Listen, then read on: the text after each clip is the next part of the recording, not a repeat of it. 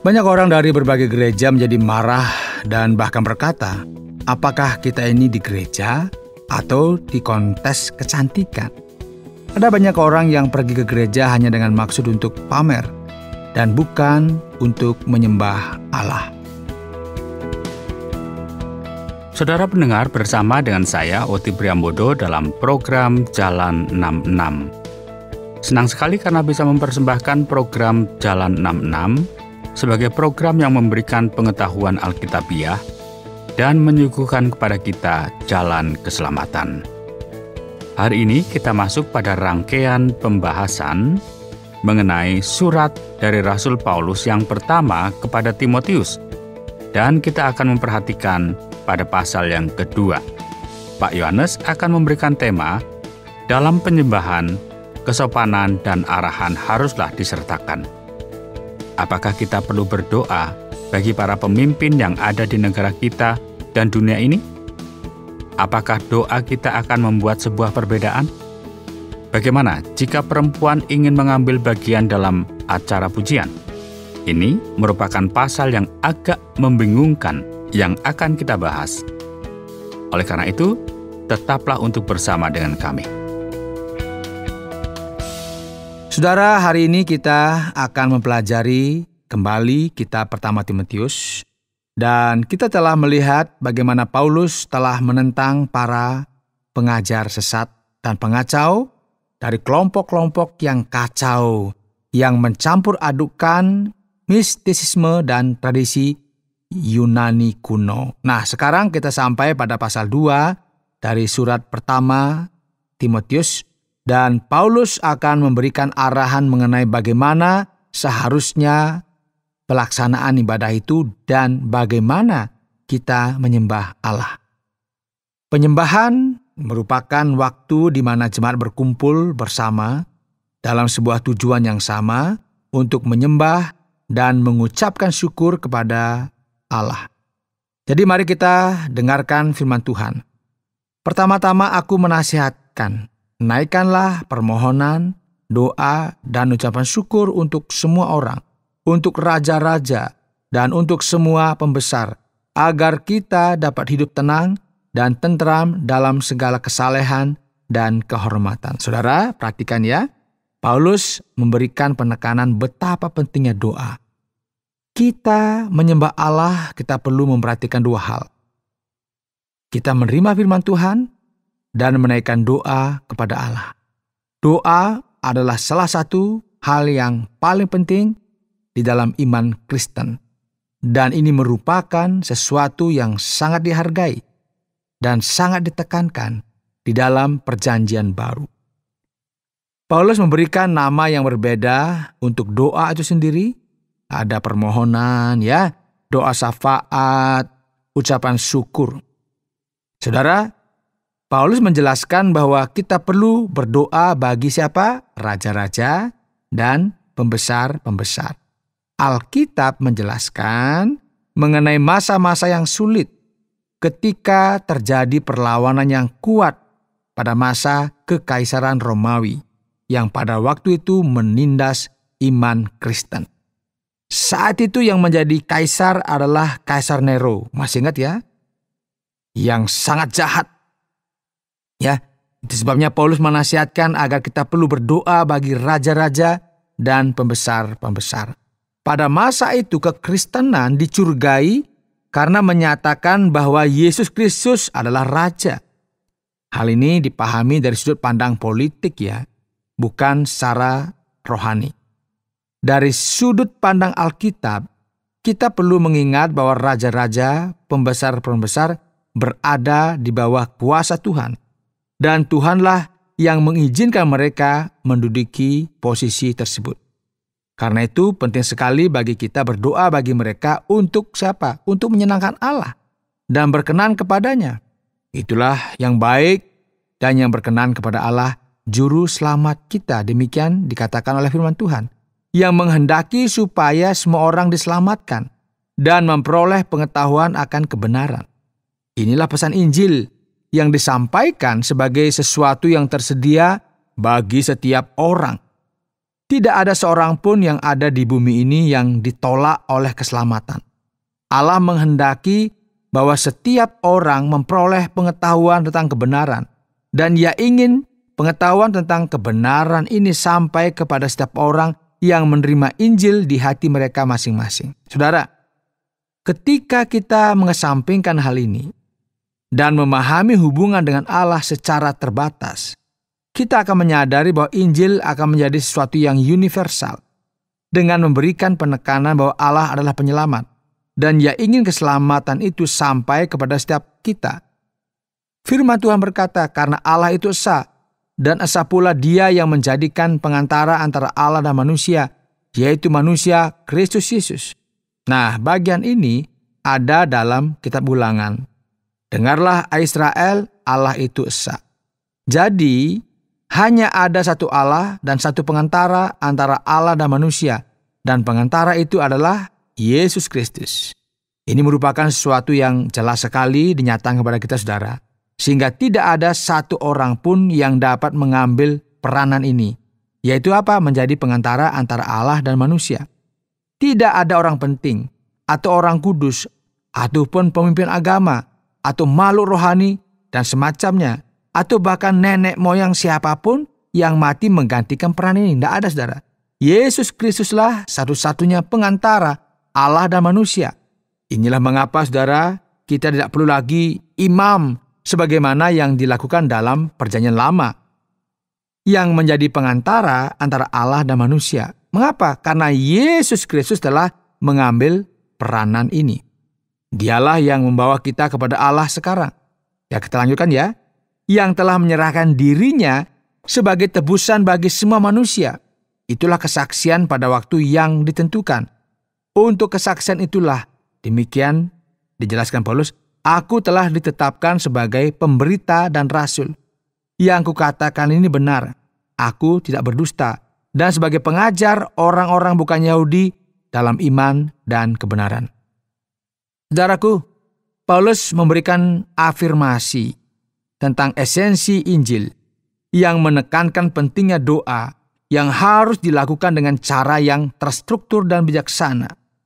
Dan jika kita masih berpikir bagaimana seharusnya kita menyembah Allah, Alkitab menuliskan.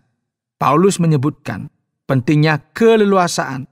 Mulai ayat 8 dikatakan, aku ingin supaya di mana-mana orang laki-laki berdoa dengan menadahkan tangan yang suci, tanpa marah dan tanpa perselisihan. Sikap dari orang-orang yang menyembah Allah sebaiknya jangan ditandai dengan perbedaan dan diskusi-diskusi mereka, dan bukan juga dengan mencari perbedaan dan memperdebatkannya. Namun, mereka perlu berpaling kepada Allah dan berdoa. Dan dalam hal ini, ada ungkapan yang dipakai yaitu apa, saudara? Tangan yang suci. Demikian juga hendaknya perempuan. Hendaklah ia berdandan dengan pantas, dengan sopan dan sederhana. Rambutnya jangan berkepang-kepang, jangan memakai emas atau mutiara ataupun pakaian yang mahal-mahal. Tetapi hendaklah ia berdandan dengan perbuatan baik, seperti yang layak bagi perempuan yang beribadah. Saudara, pria yang ada di gereja harus mengutamakan Allah dalam kehidupannya. Dan mereka tidak boleh mengakibatkan masalah terhadap sesamanya karena perbedaan-perbedaan yang mereka miliki. Mereka harus fokus dalam mengungkapkan puji-pujiannya dengan cara yang positif. Dan sekarang perempuan tidak boleh mencoba untuk menarik perhatian bagi diri mereka sendiri. Kata yang dipakai untuk membimbing perempuan di sini adalah sopan santun. Mungkin Paulus tidak menuntut segala sesuatu yang ada di sini untuk dimengerti secara literal. Ketika ia mengatakan mengepang rambut ataupun memakai emas atau mutiara atau pakaian mahal. Yang ia coba untuk katakan adalah bahwa perempuan tidak boleh bersikap sombong atau menjadi orang yang mencari perhatian dengan cara yang tidak pantas. Hal-hal ini yaitu hal-hal yang Paulus sebutkan hendaknya jangan menjadi tanda dari perempuan yang menyembah Allah.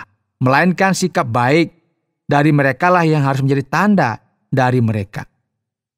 Jadi sekarang ketika kita masuk ke dalam firman Tuhan, kita akan mengalami sedikit masalah dalam salah satu bagian yang paling sering dibahas di dalam Perjanjian Baru, Seharusnya perempuan berdiam diri dan menerima ajaran dengan patuh. Aku tidak mengizinkan perempuan mengajar dan juga tidak mengizinkannya memerintah laki-laki. Hendaklah ia berdiam diri, karena Adam yang pertama dijadikan, kemudian barulah Hawa. Lagi pula bukan Adam yang tergoda, melainkan perempuan itulah yang tergoda dan jatuh ke dalam dosa. Tetapi perempuan akan diselamatkan karena melahirkan anak, asal ia bertekun dalam iman dan kasih dan pengudusan dengan segala kesederhanaan. Saudara, kita akan sampai pada bagian akhir dari pasal ini. Dan kita perlu bertanya pada diri kita sendiri, apa yang sedang terjadi di sini sebenarnya? Ya, banyak ahli yang mempelajari bagian ini memiliki banyak sekali pendapat mengenai hal ini. Ada beberapa orang yang bahkan memberikan pendapat ini hanya merupakan pendapat Paulus saja yang disampaikan di sini. Namun demikian, hipotesis semacam ini tidak masuk akal karena kita perlu mempertimbangkan bagian lain yang terdapat dalam Alkitab, dan ini tidak akan menjadi sebuah doktrin yang kompatibel yang memberikan penekanan akan otoritas firman Tuhan. Yang lain percaya dengan apa yang dikatakan di sini karena adanya alasan yang spesifik. Ada perempuan penyesat sebagaimana yang disebutkan dalam konteks Efesus. Dan Paulus ketika ia menuliskan surat kepada jemaat di Makedonia, ia memberikan fokus kepada perempuan-perempuan supaya mereka diam. Jadi apa yang dikatakan ini tidak boleh kemudian digeneralisasi. Bersamaan dengan ini, ada beberapa orang yang juga memahami bahwa bagian ini dikondisikan dengan budaya pada masa itu. Dengan kata lain, bagian ini mengatakan sesuatu yang masuk akal pada waktu itu. Karena budaya setempat tidak mengizinkan perempuan menampilkan dirinya dengan bebas.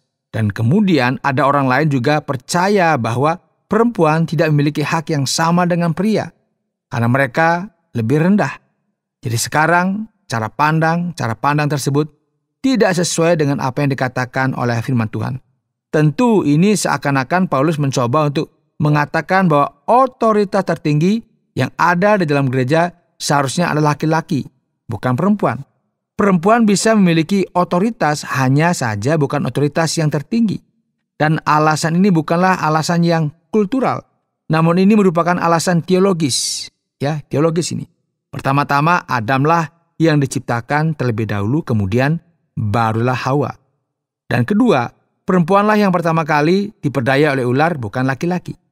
Jadi berdasarkan hal-hal ini, berkaitan dengan penciptaan, sepertinya ya, Paulus mencoba untuk berkata bahwa berdasarkan hal-hal ini, yang paling tidak masuk akal adalah ketika kita berpendapat untuk menempatkan perempuan sebagai otoritas tertinggi di gereja.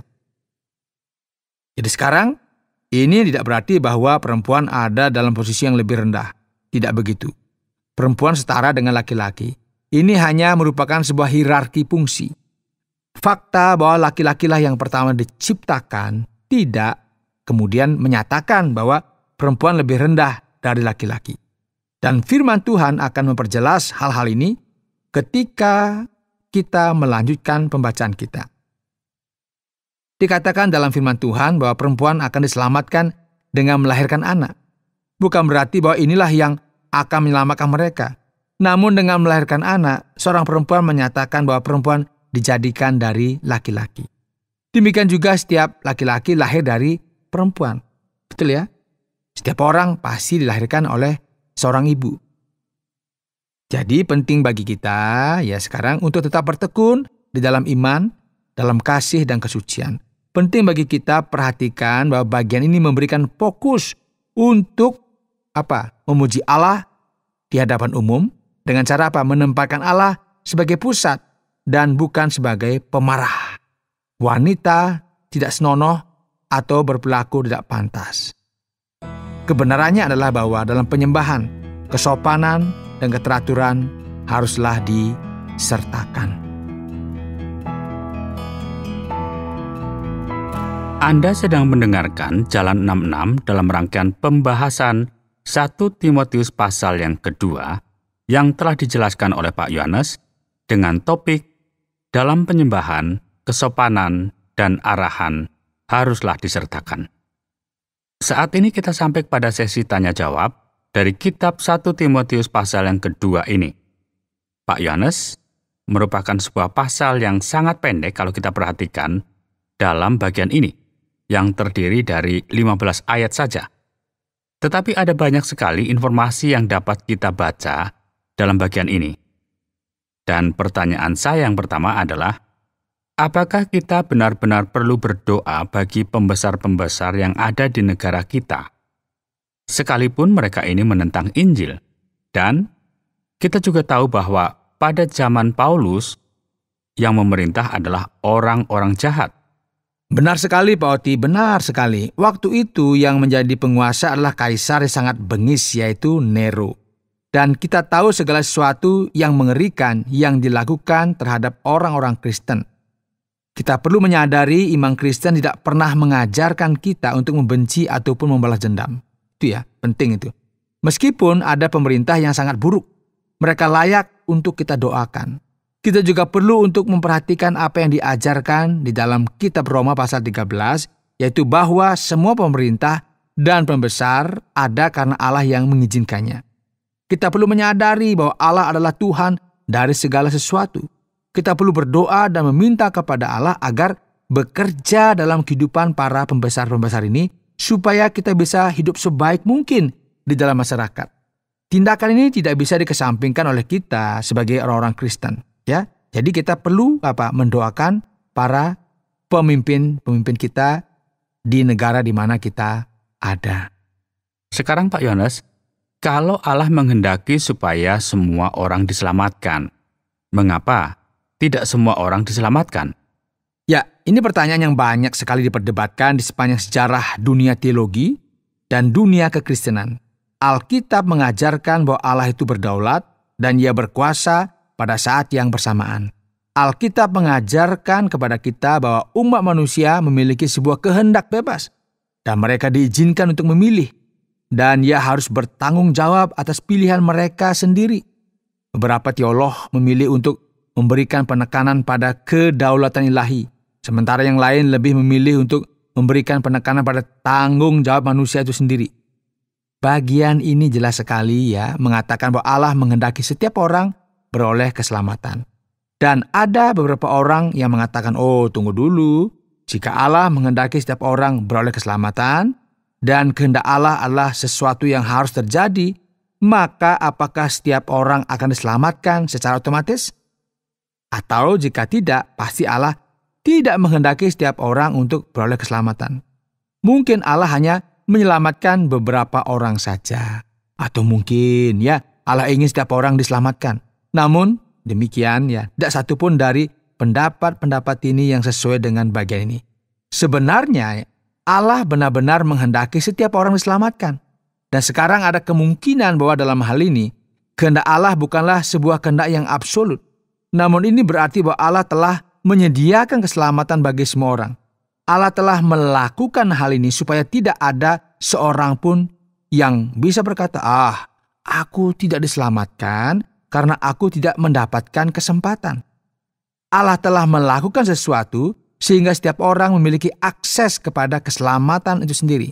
Sehingga setiap orang yang menginginkan keselamatan itu dapat diselamatkan, dan setiap orang yang menolak keselamatan itu juga bisa menolaknya. Jelas ya, setiap orang memiliki kebebasan untuk tidak menerima anugerah keselamatan ini. Semua merupakan bagian kita dalam kehendak bebas itu. Nah sebenarnya bagian ini tidak berkata bahwa setiap orang akan secara otomatis diselamatkan. Ini bukanlah yang diajarkan dalam Perjanjian Baru. Tidak semua orang akan beroleh keselamatan, Pak Tia, karena tidak semua orang mau mendengarkan apa yang Allah nyatakan, yaitu kasih dan pengampunan serta keselamatan yang ada di dalam Tuhan Yesus Kristus. Mari kita coba melihat pada ayat yang ke-9 pasal yang kedua dalam kitab 1 Timotius ini. Ada hal lain yang cukup membingungkan Pak Yohanes. Saya mungkin akan berkata bahwa ini merupakan situasi yang cukup manis. Apakah di sini Paulus mengutuk perhiasan pada wanita seperti mengepang rambut dan memakai perhiasan Pak Yohanes? Wah, kasihan sekali ya para wanita nggak boleh berdandan ya. Begini Pak Oti, jika kita memperhatikan bagian ini, kita akan terkejut atau menjadi khawatir. Memang ini terdengar seperti bahwa perempuan tidak boleh mengepang rambut dan mengenakan perhiasan ataupun emas dan mutiara dan juga pakaian yang mahal. Apakah seperti itu? Ya, pertama-tama kita perlu memperhatikan konteks yang ada di sini, yaitu ibadah gereja secara umum. Jadi ini tidak berarti bahwa wanita tidak boleh mengenakan perhiasan ataupun mutiara. Apa yang tidak boleh mereka lakukan adalah dengan mengenakan segala sesuatu yang menarik banyak perhatian dari jemaat-jemaat yang ada di gereja. Banyak orang dari berbagai gereja menjadi marah dan bahkan mungkin berkata, apakah kita ini di gereja atau kontes kecantikan? Ya, ada banyak orang yang pergi ke gereja hanya dengan maksud untuk pamer dan bukan untuk menyembah Allah. Jadi, apa yang benar-benar penting adalah berpakaian yang layak dan memiliki akal sehat. Mengenakan perhiasan dan mengepang-epang rambut atau mengenakan emas bukanlah masalahnya. Wanita boleh memakai anting-anting, ya gelang, kalung. Namun yang diajarkan oleh Paulus adalah kebijaksanaan dan kesopanan. Inilah yang perlu kita perhatikan dengan memperhatikan apa konteks pada masa itu. Dan kalau kita perhatikan Pak Yohanes, bukankah Paulus sedang memberikan diskriminasinya terhadap perempuan di sini? Bukankah ia juga menganggap perempuan ini sama dengan laki-laki? Iya Pak Oti, jika kita memperhatikan sepintas, sepertinya Paulus mengatakan, perhatikanlah. Allah telah menetapkan beberapa hal yang merupakan prioritas bagi laki-laki sejak masa penciptaan dan karena kejatuhan manusia ke dalam dosa. Jadi sekarang apakah ini memang seperti ini? Orang yang membeda-bedakan orang berdasarkan jenis kelaminnya melihat hal ini dan mungkin ya mereka akan berkata, memang ya perempuan lebih rendah dari laki-laki berdasarkan apa yang kita baca di sini. Sementara orang-orang memiliki cara pandang yang lebih feminis akan berkata, sebenarnya kita perlu mengesampingkan perkataan Paulus ini karena ini merupakan suatu yang tidak masuk akal dan tidak berarti apa-apa. Tidak satu pun dari pendapat yang saya sampaikan tadi itu benar ya. Apa yang Paulus katakan di sini adalah apa yang kita bisa sebut dengan sebuah hierarki fungsional.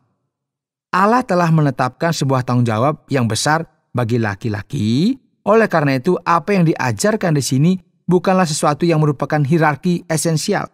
Seakan-akan laki-laki lebih tinggi posisinya dari perempuan. Keadaan ini sama dengan keadaan seorang polisi yang bisa menghentikan kita di jalan. Polisi tidak melakukan ini karena ia lebih baik dari orang lain. Namun ia melakukan ini karena ini adalah tugas yang diembankan kepadanya. Jadi tanggung jawab terbesar, otoritas terbesar yang ada di dalam gereja saat itu bisa sebagai uskup atau pendeta harus merupakan otoritas laki-laki.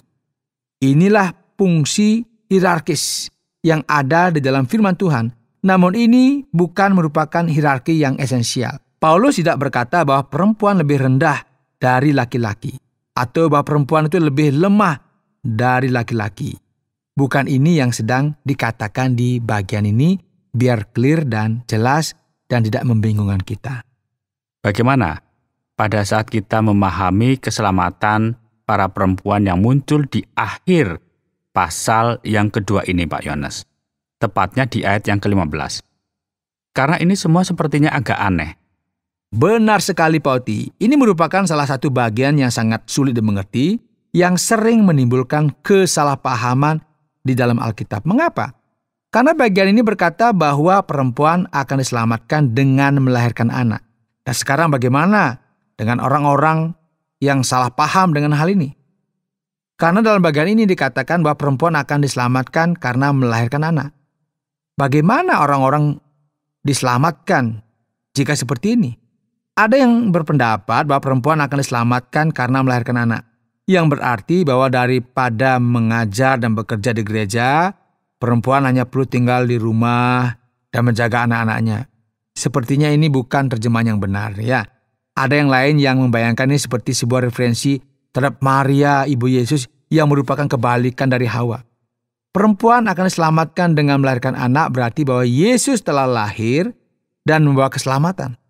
Namun ini juga tidak masuk akal ketika kita membaca apa yang akan tertulis setelahnya.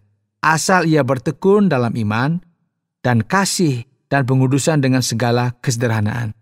Jadi yang lebih masuk akal di sini adalah bahwa perempuan akan dipulihkan. Ini tidak ada kaitan dengan keselamatan akan dosa oleh iman atau segala sesuatu yang seperti itu. Ia memiliki posisi yang dipulihkan sama seperti laki-laki. Karena meskipun dalam penciptaan, perempuan diciptakan dari laki-laki, tidak ada seorang laki-laki pun yang boleh berpikir bahwa mereka lebih tinggi dari perempuan, karena laki-laki berasal dari perempuan.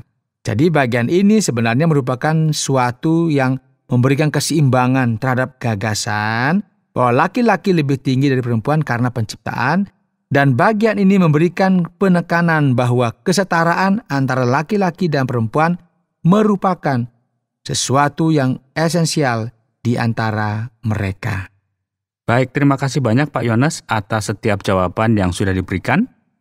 Dan bagi Anda sekalian yang mendengarkan kami dimanapun berada, sekarang sampailah kita kepada bagian kesimpulan dari pembelajaran kita kali ini.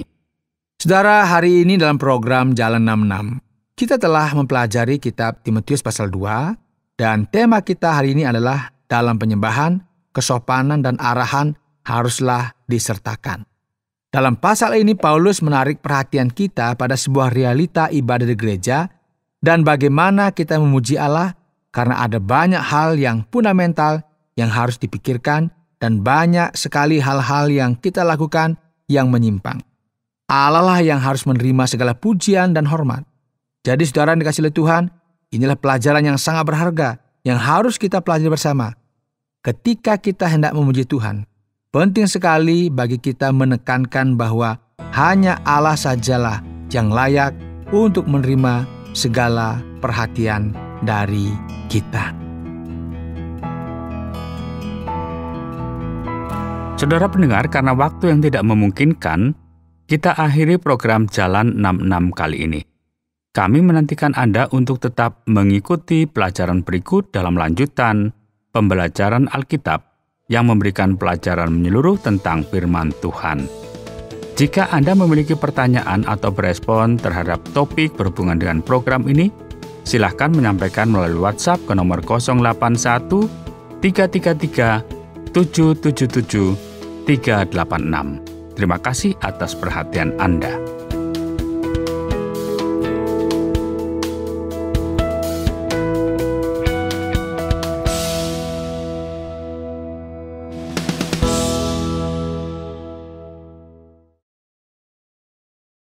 Terima kasih Anda sudah mengikuti program kami. Jika Anda diberkati, jangan lupa like, komen, dan share supaya Anda tidak ketinggalan setiap program terbaru kami. Jangan lupa juga untuk subscribe channelnya dan nyalakan loncengnya. Jika Anda ingin mendukung pelayanan kami, bisa melalui rekening kami berikut ini atau menghubungi kami di sini.